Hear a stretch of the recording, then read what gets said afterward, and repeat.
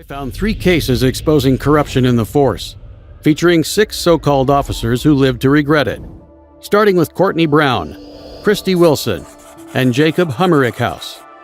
In April 2018, Officer Brown was driving eastbound on Crossville near Crabapple Road when she witnessed this car fly right past her at a proclaimed 80 miles per hour. Brown flipped on her lights and promptly pulled over the suspect. Brown steps out to confront the suspect. Stay in the car. Sorry, my window doesn't hold. Officer Brown, Roswell Police Department. You know how fast you were just going, ma'am? I'm so sorry, I'm late for work. So you could go over 80 miles per hour on 92? No, ma'am. You have your driver's license and your insurance card? Yeah, my insurance. Turn off the car and pass me the keys, please. The ground's wet. It's been raining. You're going over 80 miles an hour so on this type of a road. That's reckless driving, ma'am. After berating the driver, she's revealed to be 24-year-old Sarah Webb, a local hairstylist who's late for work. Where do you work at? I work in Duluth at Jody Parker Hair Studio. Okay. I'm a hairstylist. Okay. So you think driving that fast on a wet road is a smart idea just because you're late for work? Instead of calling and say you're running late for work, you would rather risk people's lives. I'm sorry.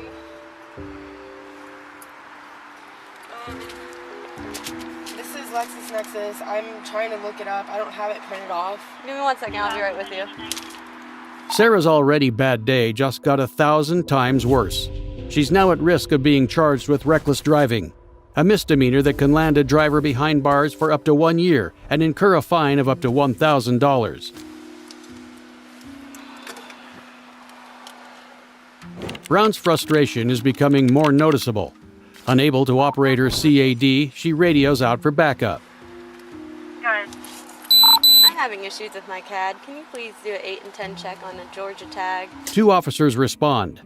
Jacob Hummerichhouse is first to arrive on scene.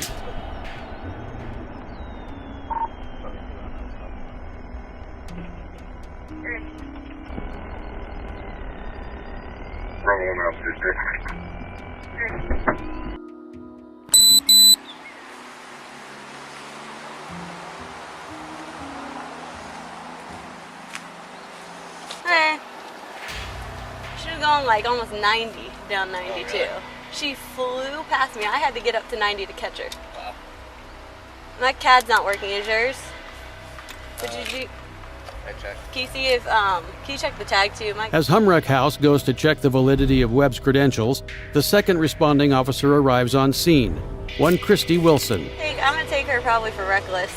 Okay. She flew past me going probably 80, 85 on 92 in the wet road. She said she's running late for work. I had to get up to 90 to catch her. What do you think? I mean, I don't have any speed detection, so at the same time, but... No, but you can use the fact that you were going whatever speed and she went past you. Mm-hmm. It's on camera, so you're going to have a back speed. You're going to have the fact that you went 90 to catch up to her.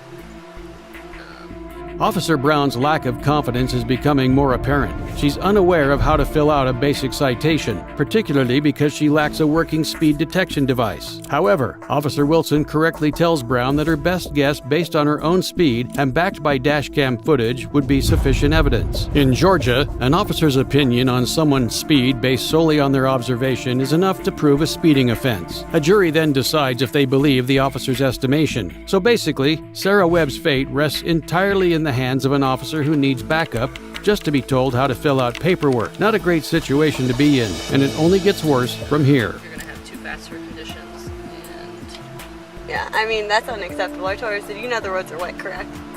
You're running late for work and you're going above 80 Right. to get to work. I said, call. So do not do that and put people's lives in jeopardy. Yeah. So, my CAD just froze on me, so I'm restarting it right now. What do you think? After deliberating on whether or not to arrest Webb for reckless driving, neither officer makes a definitive decision. This is when Officer Brown made the choice that'd end her entire career. We're just tickets.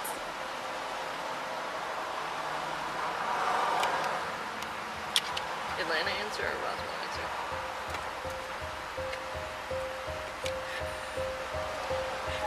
Hold on.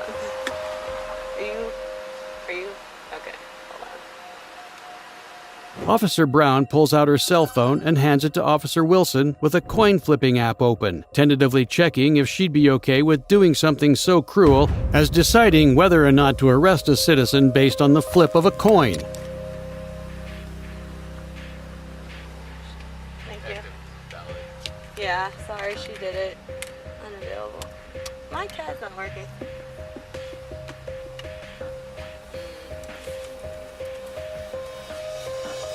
Who's that? A head, R tail. Okay. Officer Wilson suggests heads for arrest and tails for release. This is tail, right? Yeah. So release. 23. Michael Jordan? Hi.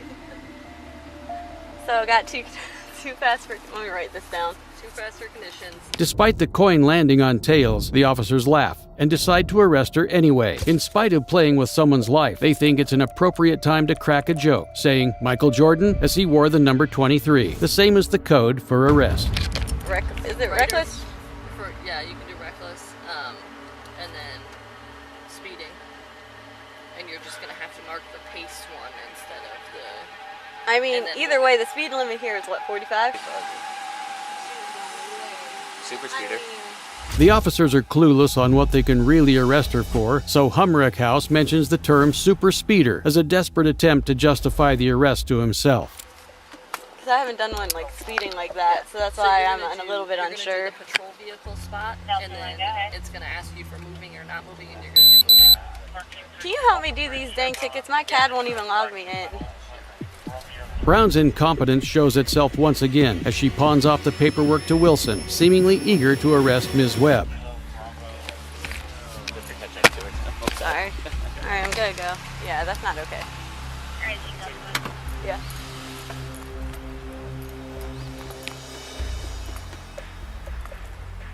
Alright, man. Do me a favor and step out of the vehicle for me. Put the phone down. Why am I Put your phone down. Step out of the vehicle. Turn around. Put your hands behind your back.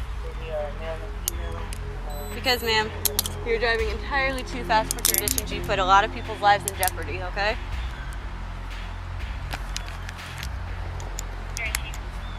Double locking these so they don't tighten on you. Can you do me a favor and step in front of my vehicle, ma'am?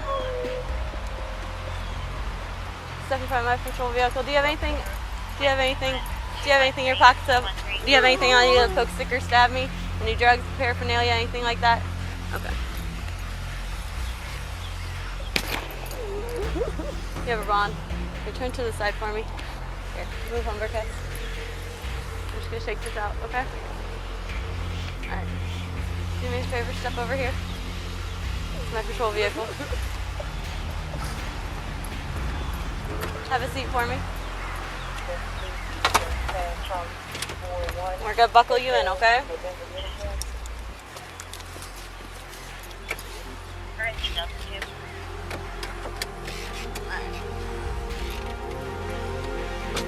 Even in the face of Sarah Webb weeping, Officer Brown coldly arrests her and places her in the back of her patrol vehicle, citing her with reckless driving. Thank you. Who's it? You're no. Nope. I am, but without a stamper. Oh. Who's that? I don't know. Why are they plugging me? Right? He's not a notary either. No one's a notary that's here? All of you. He's got 5 people. I mean, I am. I just don't have my stamp yet. Not for one. Can you please start notary? You good? Yeah. But this is the last time these two officers would be smiling and joking around, unaware the case would be flipped around entirely. You see, once news of this incident became public, the backlash was enormous. Former officers Courtney Brown and Christy Wilson. Officers Courtney Brown and Christy Wilson. All of the charges against Webb were dropped. The flip of a coin. They flipped a coin. Flipping a coin. Used a coin toss app. Exactly.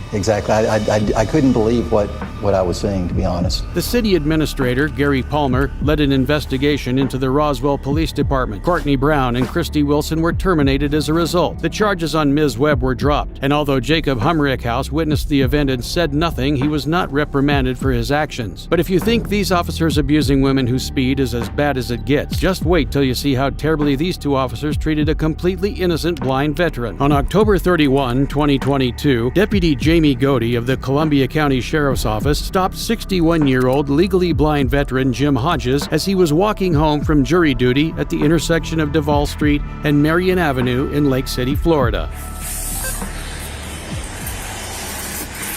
Hi there. What's this in your back pocket? I just saw you walking it. It's a navigational age. What's the problem? You a tyrant? Yeah, I am actually. What's your name and date of birth? I don't have to give that unless Yes, I'm sir. I was investigating. You have reasonable. Do you want me to put you in handcuffs right now? Yes, sir, I do. What is your suspicion? It looked like you're carrying a gun in your back pocket. I'm stopping to make sure you're carrying it properly. You don't have you to. ensured that it's not a firearm? No, you keep turning so I can't see it. You don't have to be a dick to me.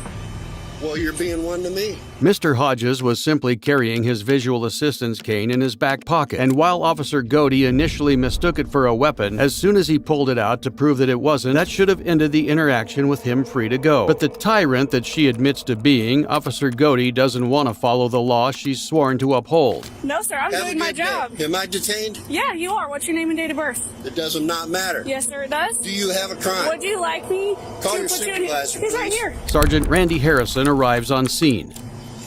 All right. You don't. What'd she stop you for? For a walking stick. So, It could look like a weapon. She asked you to present it, okay? Now she's asking me for ID. Okay. I don't need the ID unless there's a reasonable, articulated suspicion that I have committed a crime and committing a crime And her to do a crime. Sir, and her suspicion was that you were armed, okay? And she's asking you for your ID. Well, now okay? she has verified that I am not armed. Okay. So there is no Do you have your ID or not? I do have my ID. Okay. You don't need it. Okay. Either your ID or you don't get the change. Okay. Mr. Hodges is rightfully speechless as Sergeant Randy Harrison doubles down on his subordinate's illegal actions. He clearly understands his constitutional rights, knows they're being infringed upon, and is making the wise decision to stay silent to keep from giving these officers any justification for their unlawful behavior.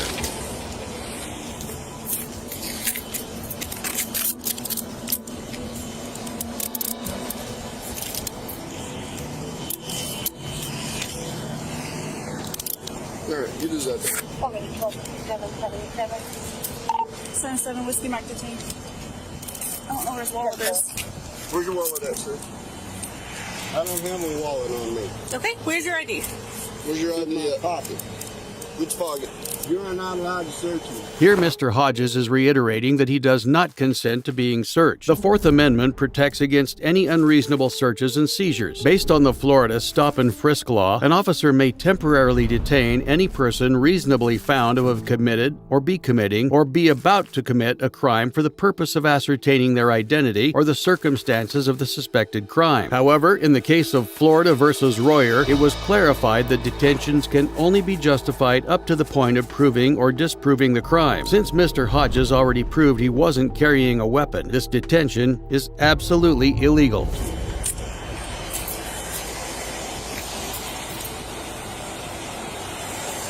It's in this pocket.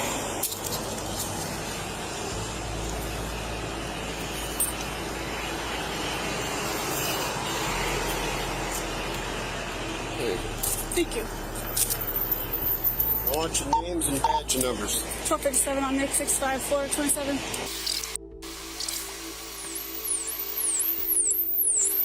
Sir, you legally blind? Okay.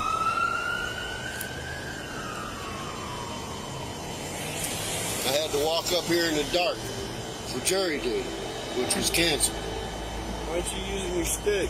You don't have to use your stick all the time? 26. Green. All right, Mr. Hodges. Was that hard? It seemed like after running his ID that the officers would let Mr. Hodges go. But listen closely to what Sergeant Harrison says as soon as Hodges implies he'll be filing a complaint.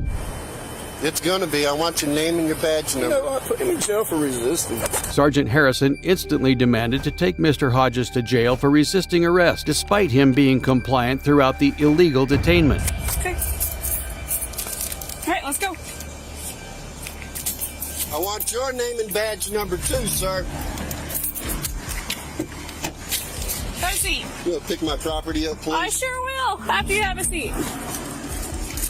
You want to pull this out of my back pocket? Sure. Here, I'll grab your jacket for you, too.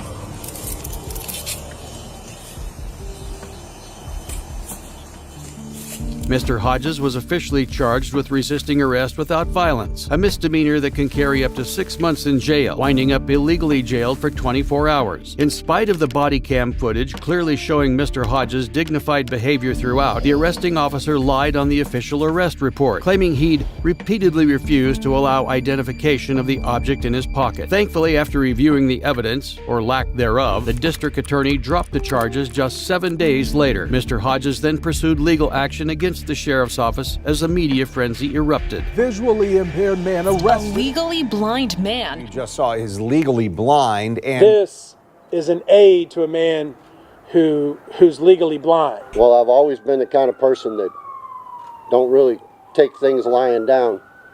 But I made up my mind to properly, and it is the law in Florida that you are supposed to resist unlawful orders. So I made up my mind to properly, legally, and as maturely as possible, given the circumstances, to fight back. The case is ongoing at the time of this video, with updates regularly posted to Mr. Hodges' personal YouTube channel. As for the officers involved, an internal investigation found they'd violated Mr. Hodges' constitutional rights, but they received relatively light consequences. Sergeant Harrison was demoted and suspended without pay for 7 days, as well as losing the possibility of any raises or promotions for 2 years, while Deputy Godey only received a 2-day unpaid suspension. Thankfully, some police departments actually take giving preferential treatment to law-breaking officers very seriously, as Tampa City Police Chief Mary O'Connor found out on the night of November 12, 2022. Pinellas County, Florida Sheriff's Deputy Larry Jacoby pulled over an unregistered golf cart heading southbound on East Lake Road and Woodlands Parkway.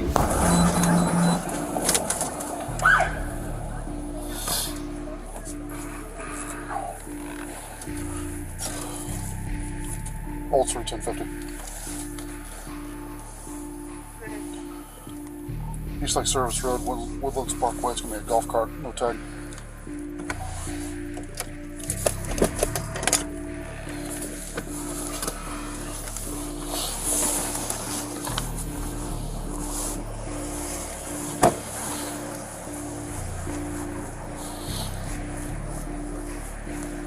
Good evening. How you doing? Good. I'm Deputy Jacoby of the Sheriff's Office. Stopped you because you've driving tag or unregistered vehicle with no tag on it on the roadway. In the state of Florida, golf carts do not need to be registered and thus don't require tags. The only requirement to drive one on a public roadway is being above the age of 14, which these two clearly are. However, Pinellas County traffic laws state that golf carts can only be operated inside designated golf cart zones and must be registered and insured, which supersedes the state law, making this a completely routine stop. Yeah, we went to the club. It was closed, so we went over and picked up some. Is your camera on? It is. I'm the police chief in Tampa. Oh, how you doing? I'm doing good. Okay. I'm hoping that you'll just let us go tonight. Oh, okay. Yeah, I'll say you. Now that you say you look familiar, so. Yeah, I'm sure I do. Okay. So, all right, folks. The woman in the cart reveals herself to be recently appointed Tampa City Police Chief Mary O'Connor. Despite this being a minor infraction that would likely end in a warning no matter what, O'Connor was smirking throughout the entire encounter before thinking this inconsequential situation was the right time to throw her weight around. She even asked if Jacoby's camera was recording, as someone in her position should know asking for special treatment like this is completely unethical. Well, have a good night. Staying over here in East Lake Woodlands? Yeah, we live in East Lake Woodlands. Yes. Okay. All right. Well, it's nice to meet you. So, I'm Deputy Jacoby. Okay. Same here, my friend. All right. Take care of yourself. All right, Sorry take care. to bother you. All right, no worries. No worries. Like I say, we have a lot of problem with the golf carting around here. You know, everybody comes No, out. we don't normally come out. We but never the club come was out. closed, so we Never, saw we went never. over to the Greek place to get some food. Gotcha. Okay. All right. All right, then we'll take care. And it was nice meeting you. All right. Oh, all right. You ever need anything, call me. Okay. Serious. All right. Appreciate that. Thank you. Yes, ma'am. You're welcome. Thank you for your service. Thank you for yours. Thank you. So, take care. All right. Thank you. Little did Mary O'Connor know that wink and handshake interaction would lead to her total downfall. Joining us tonight, first up here at 6 o'clock, Tampa's top cop is out. Just 10 months after getting picked for the job, Mayor Jane Castor today asked for and received Police Chief Mary O'Connor's resignation. I'm hoping that you'll just let us go tonight. And I provide those second chances. You can never know what decisions individuals are going to make down the road, and clearly she made a very poor decision.